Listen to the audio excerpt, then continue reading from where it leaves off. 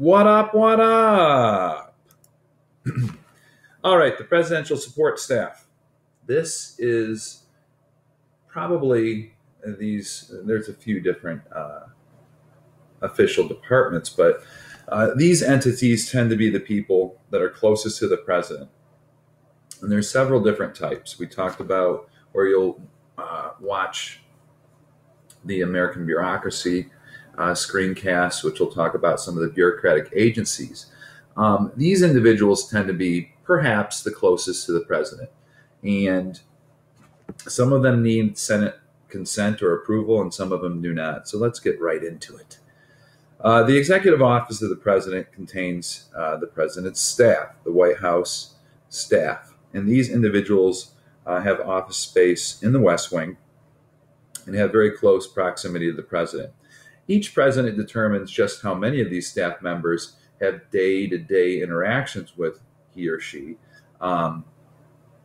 In some White Houses, some presidencies, these individuals may not have direct impact or direct link to the president on a daily basis. So every administration is different.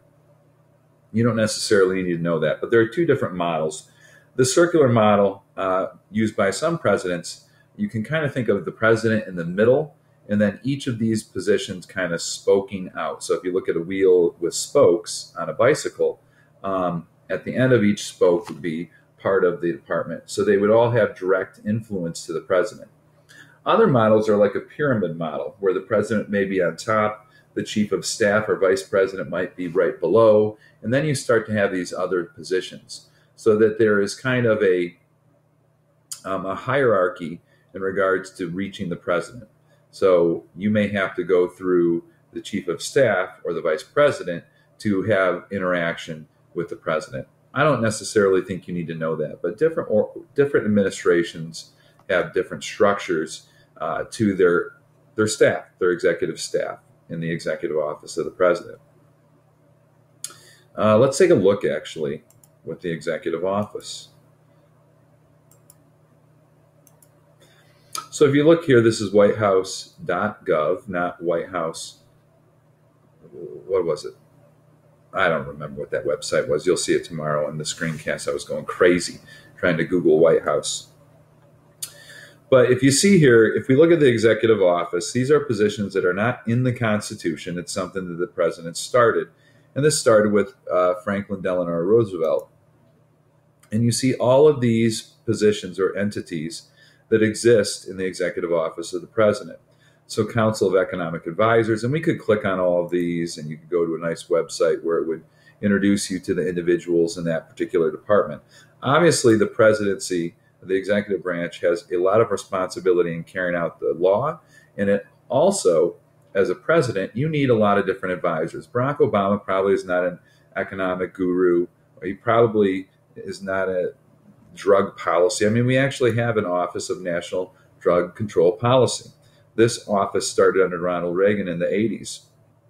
So all of these departments fall under the executive branch. For the most part, not all of them, but for the most part, most of these positions do not have to be approved by the Senate because they're not in the Constitution. They are his advisors. They are not cabinet level positions, most of them. There are a few that need approval, which we'll get into later. One of the big ones that you need to know is the Office of Management and Budget. So when all of the agencies, and if we clicked on this, it'd be like thousands of pages of the national budget. But all of the agencies, the bureaucratic agencies, Department of Defense, Department of Agriculture, etc., will propose budgets for their departments. And please understand that the Department of Agriculture could care less whether the Department of Defense had increased or decreased spending. They just care about their budget. So there is a little bit of competition between these bureaucratic agencies. They want enough money to run their department. So they submit to the Office of Management and Budget, and the Office of Management and Budget, the OMB, will compile a federal budget for the executive branch. So all of the money that they need to run the government. You'll see in the screencast tomorrow that indeed that then gets sent to the Congressional Budget Office, because obviously Congress, power of the purse, will approve the budget. So they'll go line item by line item, meaning department by department.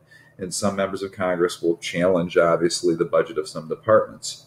So, I mean, this is a unbelievable document when it's finished in regards to the number of pages and the detail. You'd have to be a accounting genius to even begin to understand.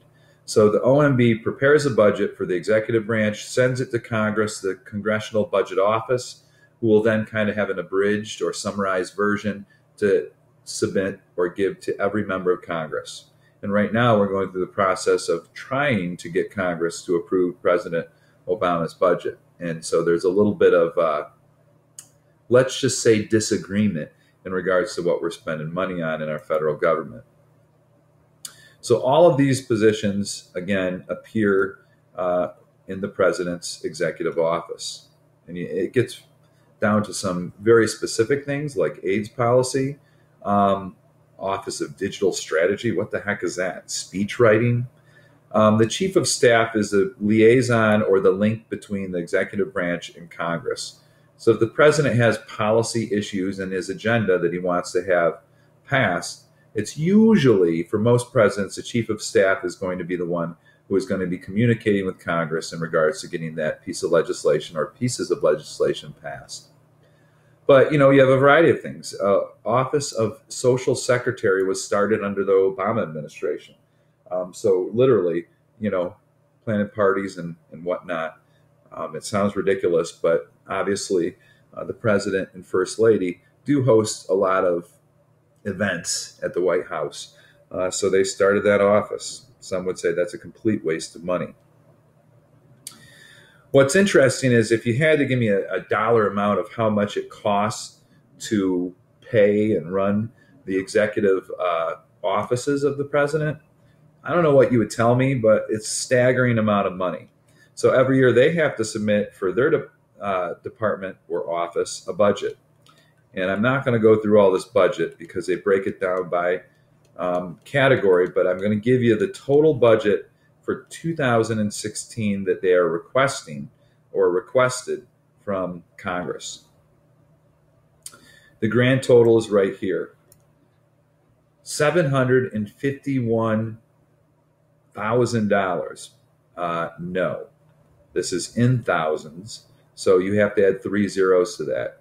$751 million to run just the executive office of the president. That is a staggering amount of money to run just the executive office. Now, granted, I think we can all agree that the president does need advisors and a lot of different things, but it seems to me that might be a little excessive. So that is the executive office. Again, not needing, for most positions, the vast majority, Senate approval.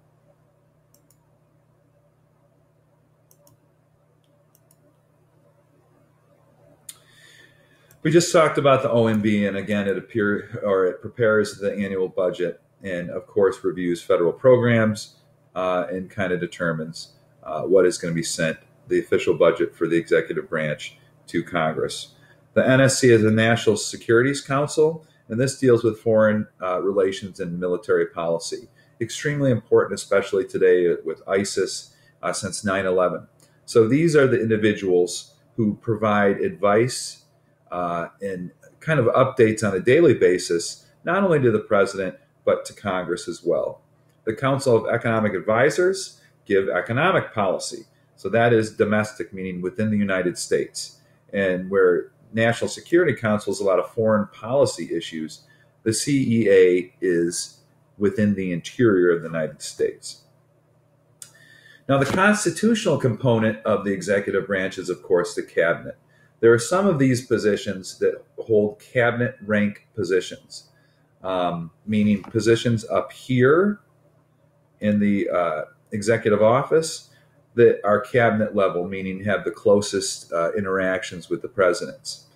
So, for example, the director of the OMB, CIA director, obviously you would think that they would have constant contact with the president.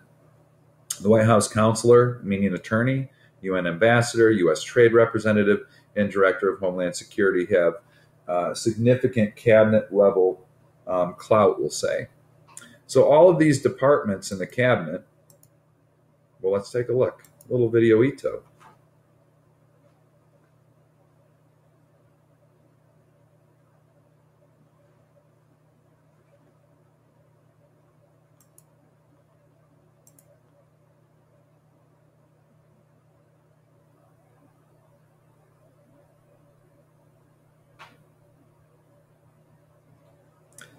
Hello?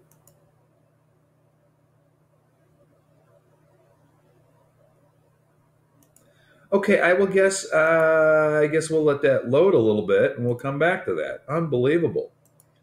Um, so when you talk about the cabinet, again, it is all of the agencies, and this again is constitutional. You'll see them all sitting around a desk that are established. So all of these departments. And again, those departments are approved by the Senate. And please understand that all of these secretaries, they have loyalty originally to the president, but once they're appointed, they have more loyalty to all the hundreds of thousands of workers in their department because they can be removed by the president, but oftentimes are not. They are fighting against all the other secretaries for budgets, for pieces of legislation to be passed. So they tend to be very loyal to their departments once appointed. You don't want people under you not liking you and thinking you're doing a bad job. So again, it's kind of like the superintendent of schools. Once they're appointed, they are going to be very loyal to the teachers and people who work in the district and try to make things go well. You don't want unhappy workers. Otherwise, your department probably isn't going to get a lot of things accomplished. Let's see if our videoito is anywhere close. Unbelievable.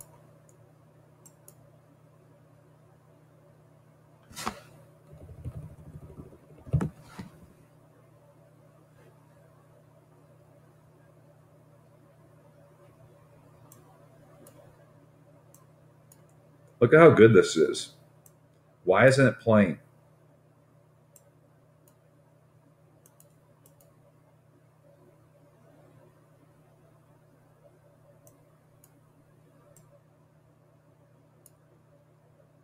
Little teacups. So this video, and this is kind of interesting. What I'll do is it's a link in the notes right here. So you can click on that and see the video. It's really interesting to see how it works. They don't meet all the time. They meet every month, every couple of months. I cannot believe this isn't playing. It's a good video. It's only like 5 minutes long, maybe 6.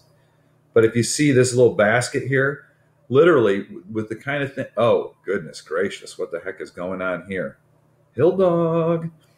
That little basket which was by the door, every one of these secretaries, oh, this is so annoying. Oh, that's old. There's a llama.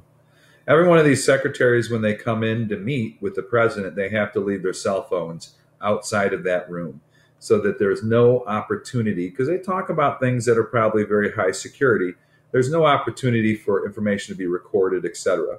So one of those kind of interesting things, they literally put a little Post-it note on their cell phones and then go meet. Oh, they're getting along really well. Ooh, Director of Office of Management and Budget, Peter Orszag. So anyways, watch the video. It's pretty good stuff if you would like. This is, what do they use? Like Microsoft Paint for this? This is a horrible illustration. So unfortunately, that's not playing like I thought it would. But again, each of them is appointed by the president with Senate consent. They can't be a member of Congress, but they could have been previous members. And they meet, again, not all the time, somewhat irregularly. And it depends on the president on how often that will be. Again, this is important. Again, cabinet officials tend to be more loyal to their employees. Obviously, if the president calls, they're going to respond. But once you've, been appointed to head a certain department, you're going to be loyal to that department, and you're going to want the department to look like you're doing a really good job. And so they tend to be very loyal to their departments. For example, the president wanted to cut spending, they probably would fight that as much as they could or discourage that. Again, once appointed, they are very much insulated from presidential actions. The president can ask a member or a department secretary to step down, but if he's constantly doing that, it would not look good. I mean, the president chose this person because they really believe that they would do a good job, and if you're constantly saying, they're really sucking at their job, then it doesn't make you look good when you're picking a leader. So some factors, obviously party affiliation. Barack Obama appointed all Democrats to the heads of the different departments when he took over for George W. Bush. He kept one Republican department secretary, and that was Department of Defense. And one would argue probably that that's a good thing, that you don't want to constantly be changing the leader of all of our military, etc., when we're especially fighting a war on terror. So he kept a Republican-appointed Secretary of Defense, and all the other positions, all those secretaries were gone. All the Republican-appointed secretaries were gone, and they're replaced by democratically appointed secretaries. That's very common, and if a Republican were to win next fall, it would be the same thing. All the Democratic cabinet secretaries would be gone. Only one of the departments have something other than, or refer to the leaders other than secretary. So every department is Secretary of Defense, Secretary of Agriculture. The Department of Justice is led by the Attorney General. The Attorney General is the leader of the Department of Justice and does need Senate approval. So why don't they say Secretary of Justice? I don't know. Interest groups may try to influence who is appointed and may lobby against, in the Senate, a appointee for a particular department. Race may play a role, gender may play a role, geographic diversity. I would imagine the Department of Agriculture probably has a leader who is from an agrarian or agricultural state. And confirmability, meaning is it likely that the Senate will confirm them? So Barack Obama has to consider very moderate Democrats when appointing them now because the Senate is controlled by Republicans. So is the person a likable guy who is confirmable? Let's see here.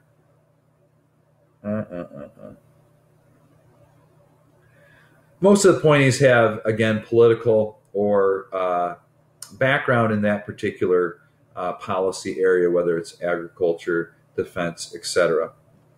The vice president, again, is a very ceremonial position. They will preside over the Senate, and if there's a tie, doesn't happen hardly ever. Boy, this is huge now. That's when it was 50-50 in the Senate. That was long ago. Bye-bye. Oh, no. Okay, good. What? What is this? Okay, we'll just get rid of that. I don't know why it says 1. Oh, no. Oh, my goodness. This is going to drive me nuts. Okay. There you go. Unbelievable. Stupid formatting. Unbelievable.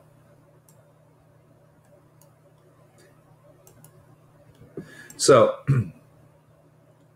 traditionally, the vice president doesn't have a lot. It's up to the president. If the president wants to have the vice president kind of champion a policy area, they could do that.